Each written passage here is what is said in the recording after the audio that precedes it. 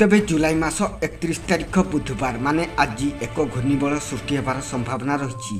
तेबे आज 5 जिले में अति प्रबल वर्षा सह 16 जिले में प्रबल वर्षा हेबाकु थिबारु येलो वार्निंग जारी होईछि। तेबे अगस्त 2 तारिख पर्यंत राज्य में प्रबल वर्षा जारी रहिबो। तेबे जुलाई 31 और अगस्त 1 और 2 तारिख में केउ जिलागुड़िक प्रबल वर्षा हेबाकु अछि ताहा जानिबा पई भिडियोटी को शेष पर्यंत निश्चित भावे देखंतु। आउ आम चैनल टी को एपर्यंत सब्सक्राइब करनथिले एबे ही सब्सक्राइब कर दियंतु। आउ पाखर थिबा बेल आइकन टी को दबाई दियंतु आगको मध्य पाणीपागर अपडेट खबर गुड़िक सर्वप्रथमे जानापी।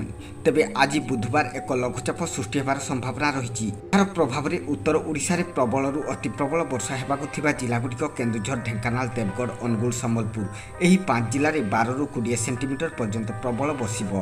प्रबल वर्षा पई 17 जिला कोरापुट, नवरंगपुर, कलाहांडी, कंधमाल, बौद्ध, सोनपुर, बरगढ़, झारसुगुड़ा, सुंदरगढ़, मयूरभंज, बालेश्वर, जाजपुर, कटक, भद्रक, केन्द्रापड़ा, जगतसिंहपुर एही जिले में प्रबल वर्षा पई येलो वार्निंग जारी होईछि। सेहीपरि अगस्त 1 तारिख प्रबल अति प्रबल वर्षा हेबाकु थिबा जिलागुड़िक सम्बलपुर, झारसुगुड़ा, बरगढ़, बलांगीर, नुआपड़ा एही जिलागुड़िक 12 ରୁ 20 सेंटीमीटर पर्यंत प्रबल अति प्रबल बर्षिब। तेबे 7 ରୁ 11 सेंटीमीटर वर्षा हेबाकु थिबा जिलागुड़िक अनुगुल, बौद्ध, सोनपुर, कलाहांडी, नवरंगपुर, कोरापुट, मालकानगिरी, केन्दुझर। सेहीपरि 2 अगस्त प्रबल वर्षा पई येलो वार्निंग जारी होईछि। सेही जिलागुड़िक हला केन्दुझर, सुंदरगढ़, देवगढ़, अनुगुल, सम्बलपुर, झारसुगुड़ा, बौद्ध। आगकु मध्य पाणीपाग संबंधी समस्त प्रकार अपडेट खबर सहित जोड़ी हुई रहिबा पई आम चैनल को सब्सक्राइब करनथिले एबे ही सब्सक्राइब करी पाखर थिबा बेल आइकन टी को दबाई दियंतु।